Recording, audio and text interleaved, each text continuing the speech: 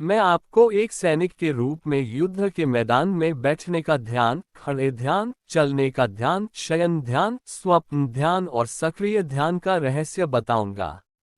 मुझे अपने अनुभव से बोलने दो, क्योंकि मैंने जो कुछ सुना या पढ़ा है उससे मैं कभी नहीं बोलता। पहले अनुभव करना और फिर बोलना बेहतर है। 1953 में मैं मैंगलोर में एक जहाज लोड कर रहा था, उस समय जब मैं मैंगनीज अयस्क में काम कर रहा था। मैं लदान के लिए पूरे दिन वहां रहा, और एक बार हैच बंद होने के बाद मुझे कप्तान से एक बैंक ड्राफ्ट मिला जो यह प्रमाणित करता है कि जहाज रॉटरडैम के लिए 10,000 टन मैंगनीज अयस्क के साथ लोड किया गया था। मैं बंगलौर में बैंक में ड्राफ्ट को तुरंत भुनाना चाहता था, जो लगभग 500 मील दूर था। रात के 9 बज चुके थे और मुझे सुबह तक बैंक पहुंचना था। मैं थका हुआ था क्योंकि मैं सुबह से लेकर देर रात तक पूरे दिन अपतटीय काम कर रहा था। मैं घाट के पास नहीं था जहां मैं आसानी से जहाज से बाहर निकल सकता था, और यह बहुत गर्म था। मैंने तय किया कि मुझे अपनी यात्रा शुरू करने से पहले आराम करना चाहिए, और फिर सुबह जल्दी शुरू करना चाहिए। लेकिन तब मुझे एहसास हुआ कि बैंक बंद हो जाएंगे, और बेहतर होगा कि पहाड़ी दर्रे को पार करके दूसरी तरफ कॉफी और झपकी ली जाए, और फिर बेंगलोर चला जाए। पहाड़ी के ऊपर की सड़क शहर से समुद्र के स्तर पर 5,000 फीट तक चढ़ती है, जिससे 11 हेयरपिन झुकते हैं। मुझे नहीं पता क्या हुआ। मैं पहाड़ की सड़क पर नहीं रुक सकता था क्योंकि जंगली हाथी थे जो कारों को हवा में उठाकर 1 मील नीचे घाटी में फेंक देते थे। चलते रहना और फिर आराम करना बेहतर था। जब मैं पहाड़ी के दूसरी तरफ पहुंचा तो मेरा सिर स्टीयरिंग व्हील पर टिका हुआ था। मैं गहरी नींद से उठा, बहुत तरोताजा महसूस कर रहा था। अब मुझे एक कप कॉफी की भी आवश्यकता नहीं है। मैंने बंगलौर की यात्रा जारी रखी, पूरी गहरी गहरी नींद लेने के बाद। मेरा सिर स्टीयरिंग व्हील पर टिका हुआ था। मैं इतना तरोताजा महसूस कर रहा था कि मुझे अब आराम या कॉफी की जरूरत नहीं थी, जैसे कि मैं 8 घंटे सोया था। गाड़ी किसने चलाई? यह एक ऐसी समस्या है जिसे मैं कभी हल नहीं कर पाया। जागृत अवस्था में भी वाहन चालकों के एक्सीडेंट होते हैं, लेकिन मैं गहरी नींद में सो रहा था। सड़क संकरी थी, 15 फीट से ज्यादा नहीं। एक तरफ ऊंचा पहाड़ था, दूसरी तरफ बेहद खड़ी घाटी। और मैंने हेयरपिन के 11 मोड़ काट दिए। गाड़ी किसने चलाई? इसका जवाब मुझे कभी नहीं मिला। दूसरी घटना जो मैं आपको बताना चाहता हूं वह लखनऊ की है। मैं कैसरबाग से जीपीओ जा रहा था, जो अब जनपद बाजार है।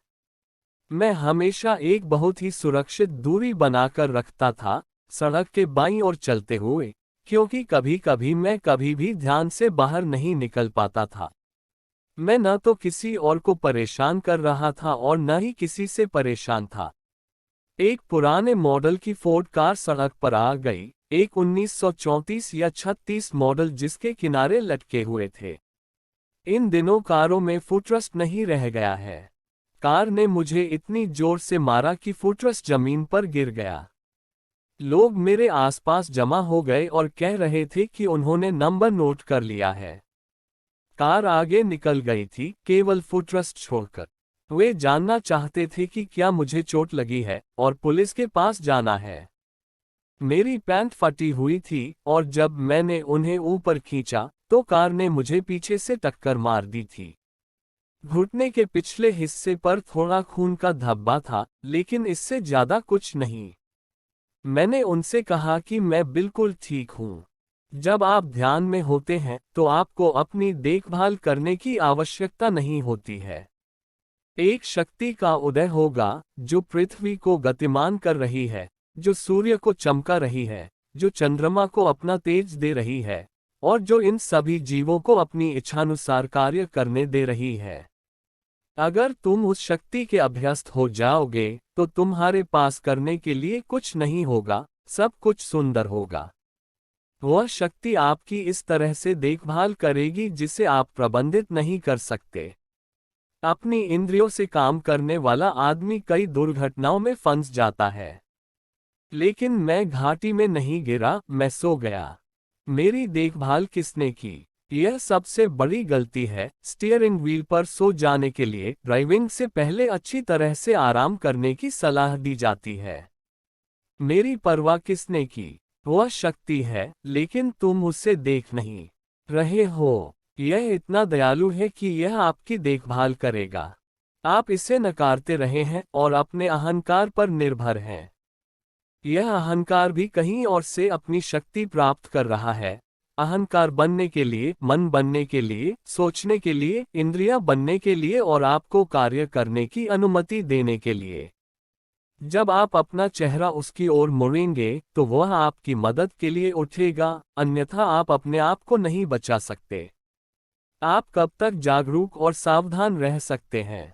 ध्यान का अर्थ है कोई ध्यानी नहीं और कोई ध्यान की वस्तु नहीं, तो आप जो चाहे कर सकते हैं।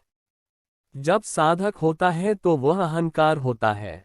यह बौद्धिक रूप से तय करने की बात नहीं है, इसे सीधे अनुभव करने की जरूरत है। तर्क और तर्क का कोई अंत नहीं है, जिसका इससे कोई लेना देना नहीं है। यह तुम्हारी अपनी माँ है, तुम्हारी अपनी सर्वोच्च शक्ति है जो यहाँ और अभी है। आंखें बंद करोगे तो समझोगे कि कौन जिम्मेदार है।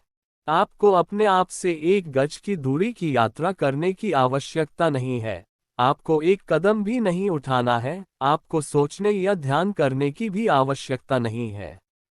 आपको कुछ करने की जरूरत नहीं है, आप जैसे हैं वैसे ही चुप रहें, और आपको मिल गया है। अगर आप खोजने की कोशिश करते हैं तो आप इसे खो चुके हैं। खोजने के लिए कुछ भी नहीं है, वह है जिसके द्वारा खोज हो रही है। खोजने के बाद जो मिलता है वह बंद हो गया है। यदि आप इसे जानते हैं तो यह काफी है। यदि आप नहीं करते हैं तो आपको लाखों वर्षों में कभी आराम नहीं मिलेगा।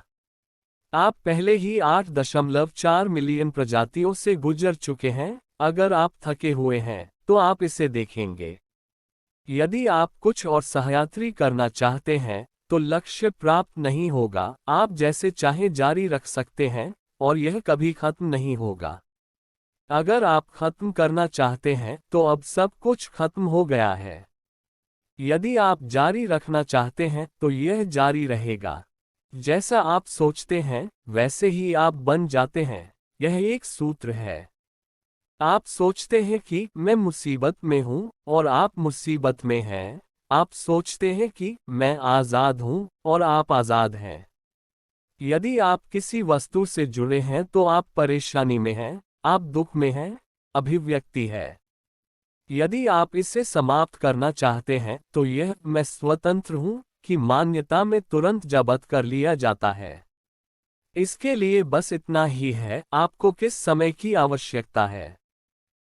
पापा जी।